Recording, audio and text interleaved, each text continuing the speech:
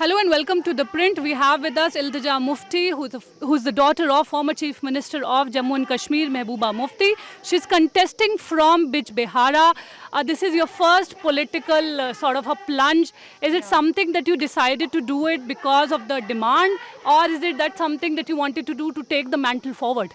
It's not about taking the mantle forward at all. If you see, our party stands at its weakest, at its lowest point. So for me, the media is projecting it like I'm being anointed and there's some crown that's being put on my head. It's not.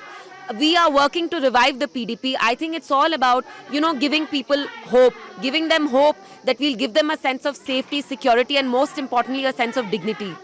And I think it was the party's decision.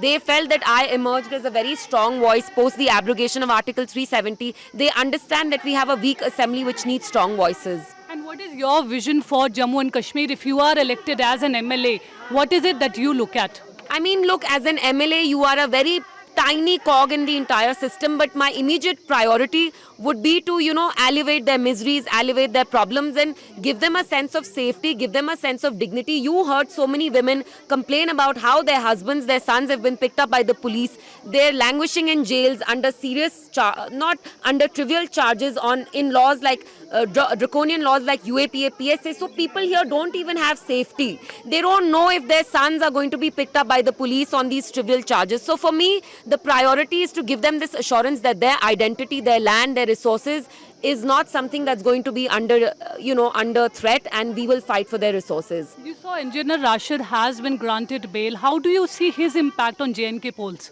Well, it's hard to say, but I find it extremely strange that a man who's been in jail on charges behind bars for the past 5 years, he's given bail at a time when you have elections, and he's given interim bail just for 2 weeks. So I find that very strange, but it's a welcome move.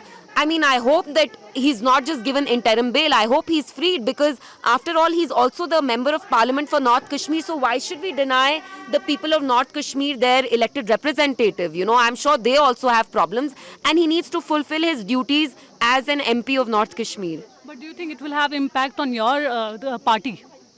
Look, Electoral, I don't think so. See, everybody in Kashmir has their own space. So I don't think we are insecure at all. रहा उनका सवाल, उनका भी थोड़ा सा media में आ रहा है जब से उनकी रिहाई हुई है. So we'll see. I always say that a Kashmiri's mind is very hard to read. They're very opaque. They might come attend your rallies, but who they vote for when they go into that booth is always a mystery. So we don't know. What about the alliance with NC? What went wrong? There was Gupkar alliance. You're a part of the India alliance. Why India alliance? Why no alliance this time? I'm the wrong person to ask, because like I said, I'm a tiny cog in the entire machine of PDP. So I think Miss Mufti would be the right person to answer these questions.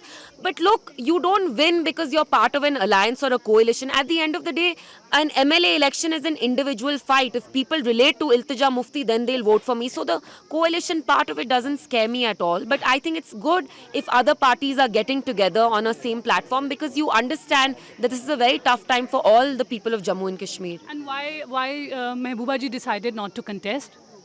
Am I her? No, but I'm sure this must have been You've discussed. seen her reasoning. My mother's a very emotional person. I would like to believe I'm more rational. But the thing is that she did not want to enter an assembly that is so disempowered, that had its own semi-autonomous status. From that, we were dismembered, we were cleaved into two parts, and after that we were demoted. This is the first time in the history of post-independent India that you've seen a state being demoted to the status of a UT. So my mother felt very emotional about it, and she didn't want to fight the election. But both the parties, NC as well as the PDP, have sort of in their manifesto promised in a way, restoration of special status as well as 35A. Considering the fact that this is something that only the centre can do, do you think it is wise to have such a thing mentioned in your manifesto? Well, if the BJP claimed in 1983, when they had two MLAs, two MPs, that they would abrogate 370, would anybody have believed them? No. See, politics is the art of impossible. We just don't talk about the restoration of 370. For the PDP, it is also the resolution of the larger issue of the Jammu and Kashmir problem through reconciliation, through dialogue with all the stakeholders, with Hurriyat, with other parties involved. So for us, our focus is just not 370. Of course, we talk about the restoration through a peaceful democratic struggle. But what else will a politician do if he'll not make the impossible possible? But even the principal opposition has not been demanding it. So what? They are a little cowardly, I would say.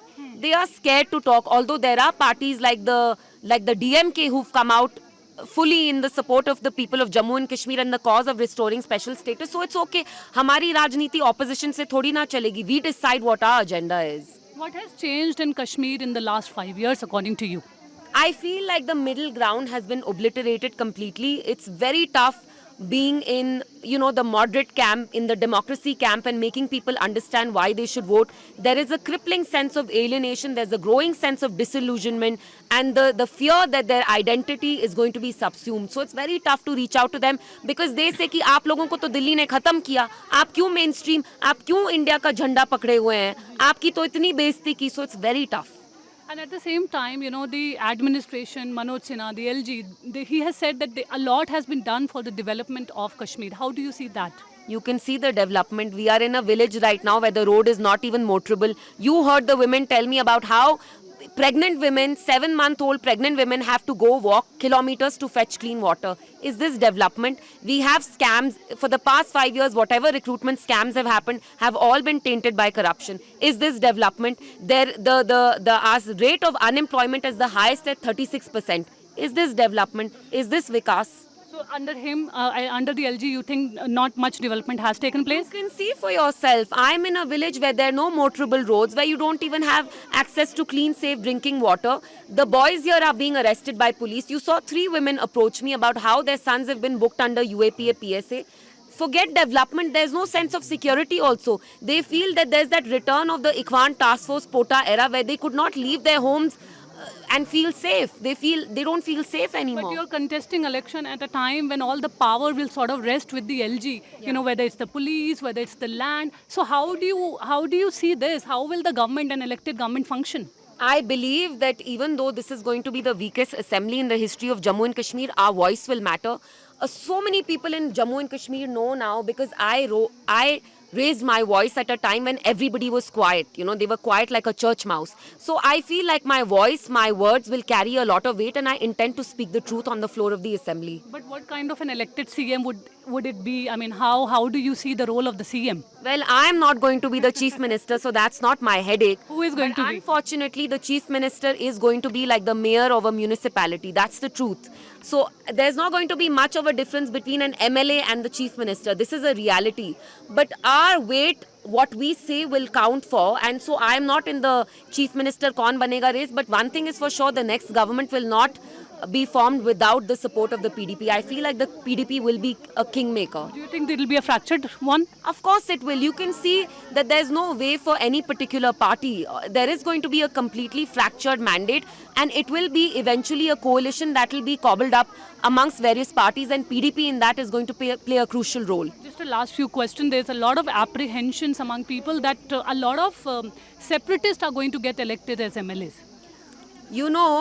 In 1987, when NC criminalized the Jamaat, and when they rigged that election, there was mass rigging in 1987.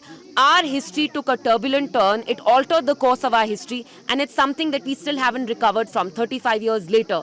So I feel it's a welcome step if the Jamaat wants to participate. Why not? We are a democracy at the end of the day.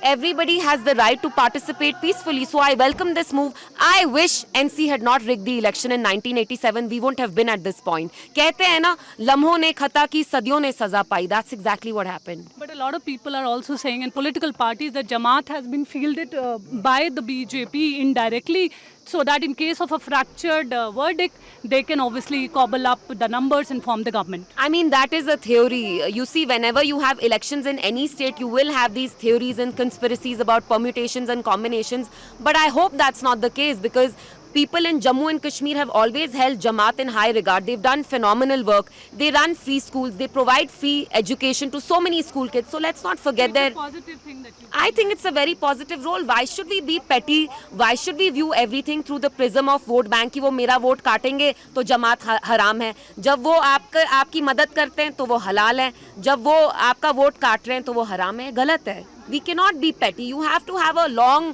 you can't have a myopic petty vision in politics. That's my personal opinion. And one last question. We already talked about Engineer Rashid, but what worked for him in Baramulla? Why do you think people voted for him? I think I don't need to tell you. You seem to have done your research quite a fair bit. You know the sentiment he espoused. was the Azadi sentiment, which he still advocates for. So that tells you everything you need to know. You know, I don't need to state the obvious. If people overwhelmingly voted for him, and in that process he trounced a former chief minister by over a margin of 3 lakhs, it tells you exactly what the sentiment in Kashmir is. But Omar Abdullah has been saying that this is more like a conspiracy, the kind of independents that are being fielded against him. Listen, NC has always had this habit: whenever something works for them, it's halal. When something does not work for them, it's haram. So what can I say? In theory, they say one thing, practically they follow something else. Earlier, he wasn't going to fight the elections. Now he's fighting from 2 constituencies. So I take everything that they say with a pinch of salt. Not a pinch, but a tumbler of salt. You are interacting with a lot of women. Do you think that you're getting the kind of support that women will sort of, show their trust in you? I hope so, because I keep saying this, even though I'm a girl myself, I feel like their participation, not just representation, their participation in the politics of Kashmir is abysmal. It's very disappointing because they play such a key role. They are the ones who run the home, and the conflict of the burden of conflict always falls disproportionately on their shoulders. So for me, I'm touched. You see how they've been standing in this glaring heat for so many hours, and they sing songs for me. They come up to me, they kiss me, they hug me, but at the same time, I try to make them understand that, listen, you have the power of vote. Please exercise that vote. Thank you so much for talking with us. Thank you for your time. Thank you. This is Neelam Pandey reporting with Praveen Jain from Kashmir.